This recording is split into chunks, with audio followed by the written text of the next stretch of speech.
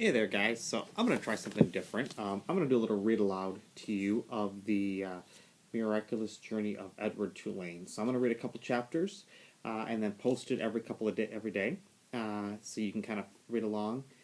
If you have this book, this is probably one of my favorite books by Kate DiCamillo, and it is a story of Edward Tulane, who is a rabbit, and it is told from his point of view.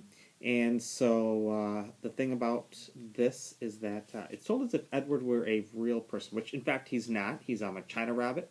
He's porcelain, so his face is made out of like fine china. So the cool thing is there's a sweet message in this story that Kate DiCamillo tries to teach you about how you see yourself compared to how others see you.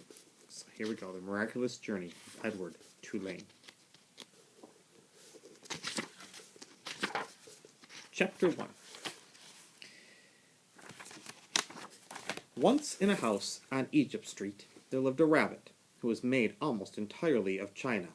He had china arms and china legs, china paws and a china head, a china torso and a china nose.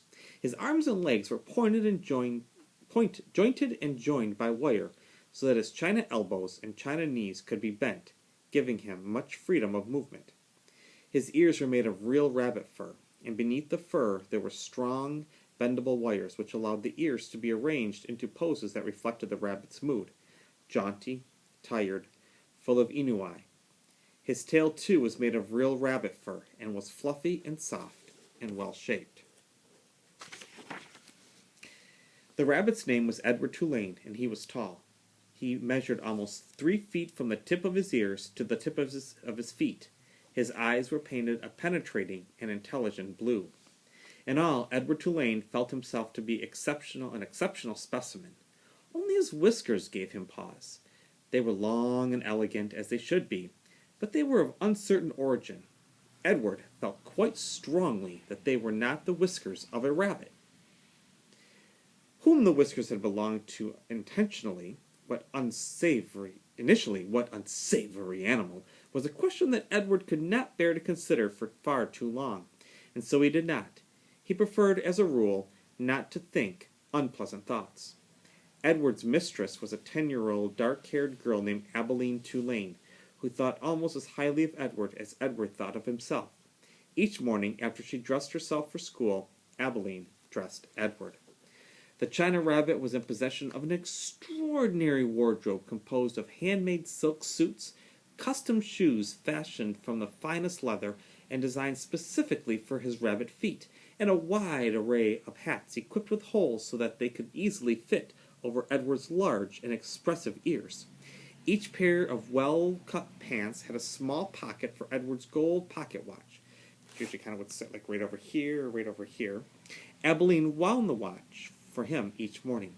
"Now, Edward," she said to him after she was done winding the watch, "when the big hand is on the 12 and the little hand is on the 3, I will come home to you." She placed Edward on a chair in the dining room and positioned the chair so that Edward was looking out the window and could see the path that led up to the Tulane front door. Abilene balanced the watch on his left leg. She kissed the tip of his ears, and then she left, and Edward spent the day staring out at Egypt Street, listening to the tick of his watch, and waiting. Of all the seasons of the year, the rabbit most preferred winter, for the sun set early then, and the dining room windows became dark, and Edward could see his own reflection in the glass. And what a reflection it was! What an elegant figure he cut! Edward never ceased to be amazed at his own fineness. And in the evening, Edward sat at the dining room table with the other members of the Tulane family, Abilene, her mother and father, and Abilene's grandmother, who was called Pellegrina. True, Edward's ears barely cleared the table top, and true also he spent the duration of the meal staring straight ahead at nothing but the bright and blinding white of the tablecloth.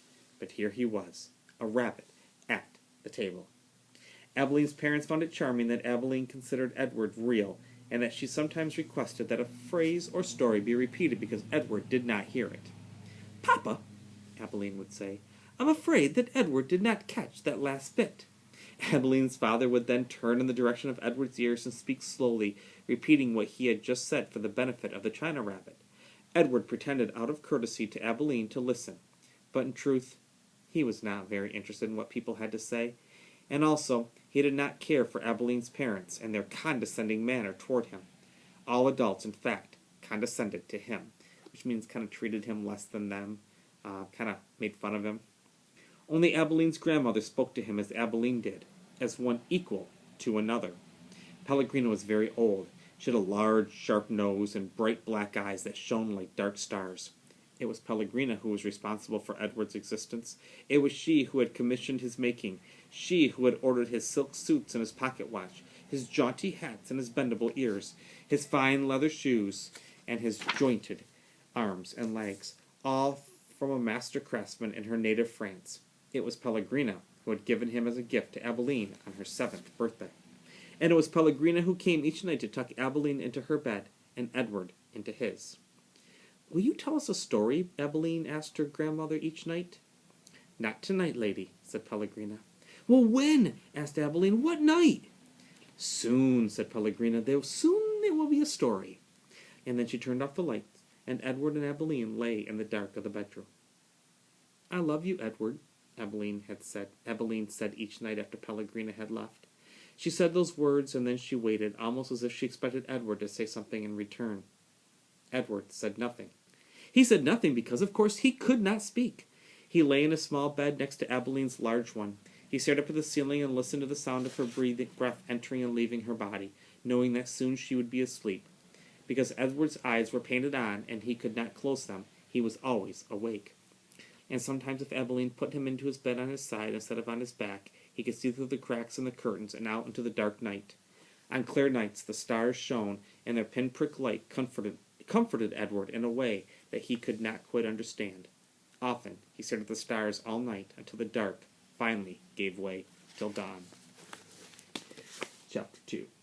So I want you to think a little bit about Edward. I want you to think about how he feels about other people compared to what he thinks about himself. So maybe the word conceited or arrogant kind of creeps into your mind when we think of Edward.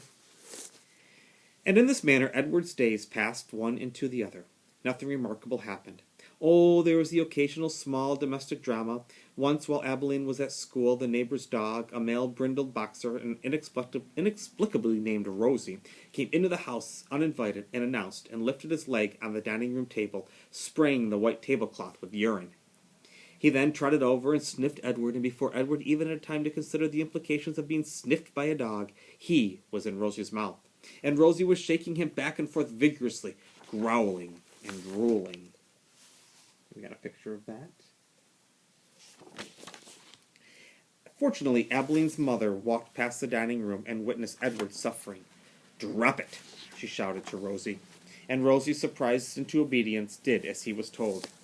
Edward's silk suit was stained with drool, and his head ached for several days afterwards, but it was his ego that had suffered the most damage. Abeline's mother had referred to him as "it," and she was more outraged at the dog urine on the tablecloth than she was about the indignities that Edward had suffered at the jaws of Rosie. And then there was a time that a maid, new to the Tulane household and eager to impress her employers with her diligence, came upon Edward sitting on his chair in the dining room. "Well, what's this bunny doing here?" she said out loud. Edward did not care at all for the word bunny. He found it derogatory in the extreme. The maid bent over him and looked into his eyes. She said. She stood up. She put her hands on her hips. "I reckon you're just like every other thing in this house. Something needing to be cleaned and dusted." And so the maid vacuumed Edward Tulane. She sucked in each of his long ears up the vacuum cleaner hose. She pawed at his clothes and beat his tail. She dusted his face with brutality and efficiency. And in her zeal to clean him, she vacuumed Edward's gold pocket watch right off his lap. The watch went into the maw of the vacuum cleaner with a distressing clink that the maid did not even seem to care. When she was done, she put the dining room chair back at the table, and uncertain about exactly where Edward belonged, she finally decided to shove him in among the dolls on a shelf in Abeline's bedroom. "That's right," said the maid. "There you go." She left Edward on the shelf at the most awkward and inhumane angle. His nose was actually touching his knees, and he waited there, with the dolls twittering and giggling at him like a flock of demented and unfriendly birds, until Abeline came home from school and found him missing and ran from room to room calling his name. "Edward!" she shouted. "Edward!" There was no way, of course, for him to let her know where he was, no way for him to answer her. He could only sit and wait. And when Abilene found him, she held him close, so close that Edward could feel her heart beating, leaping almost out of her chest in its agitation. "Edward," she said, "oh, Edward, I love you. I never want you to be away from me." The rabbit, too, was experiencing a great emotion, but it was not love.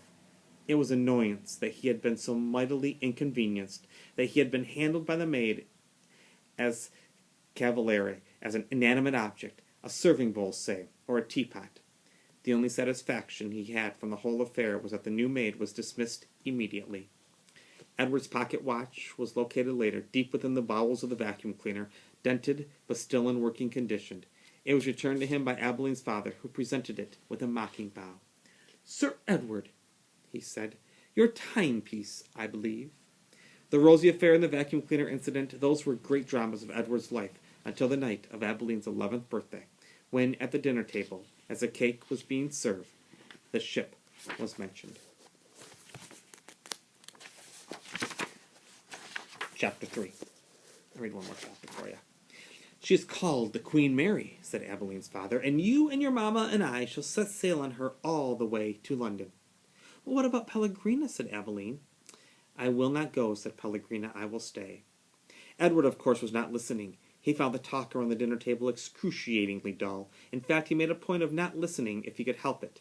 But then Abilene did something unusual, something that forced him to pay attention. As the talk about the ship continued, Abilene reached for Edward and took him from his chair and stood him in her lap. "And what about Edward?" she said, her voice high and uncertain. "Well, what about him, darling?" said Mother. "Will Edward be sailing on the Queen Mary with us?" "Oh, well, of course, if you wish, although you are getting a little old for such things as China rabbits." "Nonsense," said Abilene's father jovially. Who would protect Abilene if Edward were not there? And from the vantage point of Abilene's lap, Edward could see the whole table spread out before him in a way that he never could when he was seated in his own chair. He looked upon the glittering array of silverware and glasses and plates. He saw the amused and condescending looks of Abilene's parents, and then his eyes met Pellegrina's. She was looking at him in the way a hawk, hunting lazily and hanging lazily in the air, might study a mouse on the ground. Perhaps the rabbit fur in Edward's hair, Edward's ears and tail, and the whiskers on his nose had some dim memory of being hunted, for a shiver went through him. "Yes," said Pellegrina, without taking her eyes off Edward. "Who would watch over Abilene if the rabbit were not there?" That night when Abilene asked, as she did every night, if there would be a story, Pellegrina said, "Tonight, lady, there will be a story." Abilene sat up in bed. "I think that Edward needs to sit here with me," she said, "so that he can hear the story too." "I think that is best," said Pellegrina. "Yes, I think the rabbit must hear the story." Abilene picked Edward up, sat him next to her in bed, and arranged the covers around him. Then she said to Pellegrina, "We are ready now." "So," said Pellegrina. She coughed. "And so, the story begins with a princess." "A beautiful princess?" asked Abilene. "A very beautiful princess." "How beautiful?" "You must listen," said Pellegrina. "It is all in the story." All right, I will stop there, chapters 1, 2, and 3, so tune in tomorrow for chapters 3, 4, and 5.